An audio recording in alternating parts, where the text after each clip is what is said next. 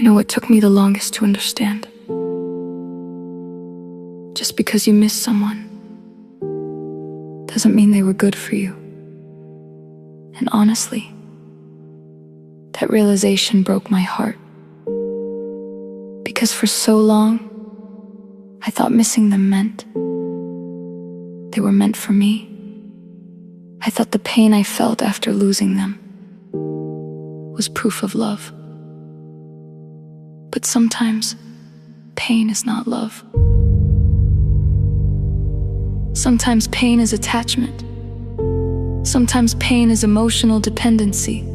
Sometimes pain is your nervous system, struggling to let go of what became familiar.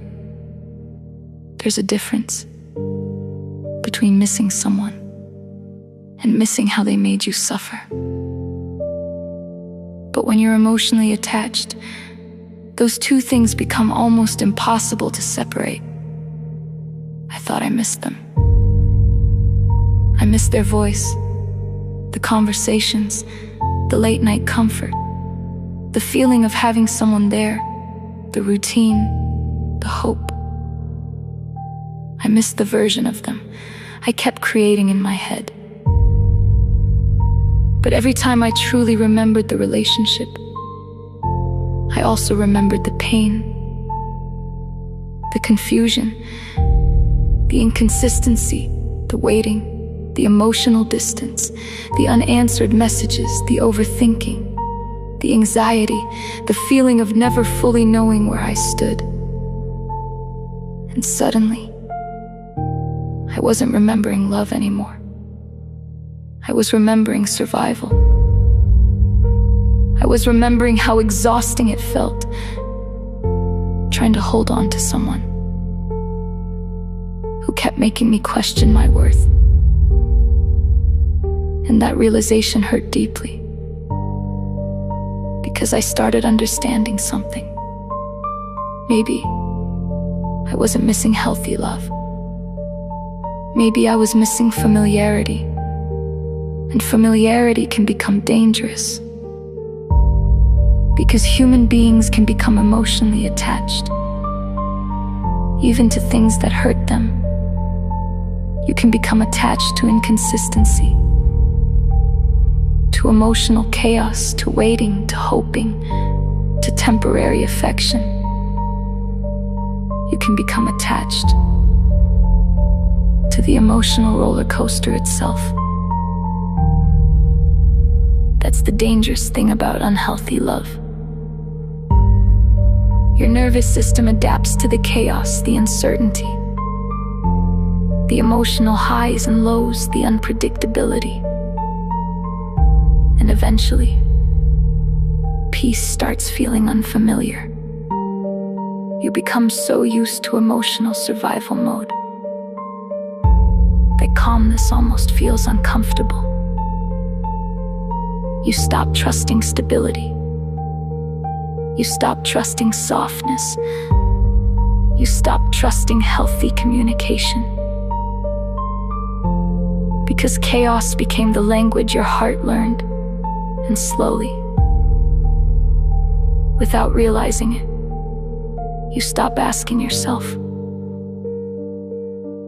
does this relationship make me feel safe? And start asking, how do I stop this person from leaving me? And honestly, that changes you. You begin abandoning yourself quietly. You ignore your intuition. You silence your needs. You accept things that deeply hurt you. You tolerate emotional confusion because losing them starts feeling scarier than losing yourself. And that's how people disappear emotionally. Not all at once. Quietly, piece by piece, you become smaller, more anxious, more careful. You overthink your words. You replay conversations. You blame yourself for their distance. And eventually, you become emotionally exhausted, trying to earn consistency from someone who only gave you uncertainty. But healing is slowly learning how to tell the difference between love and emotional addiction, because they are not the same thing. One brings peace, the other brings anxiety. One allows honesty, the other creates fear. One feels emotionally safe,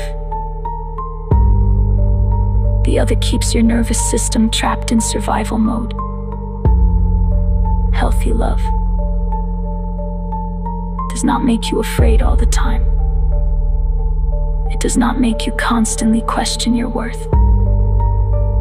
It does not leave you emotionally starving, while giving you just enough affection to stay attached. And maybe that truth hurts, because part of you still loves them. But loving someone does not erase the damage they caused. And one day, you finally sit alone in silence, without distractions, without chasing, without trying to fix the relationship in your mind. And you realize something. You miss them. You miss the memories. You miss the attachment. You miss the familiarity. But deep down, you do not miss the pain. You do not miss crying yourself to sleep. You do not miss feeling emotionally unstable. You do not miss begging for reassurance. You do not miss feeling confused all the time. You do not miss shrinking yourself just to keep somebody close. And maybe that realization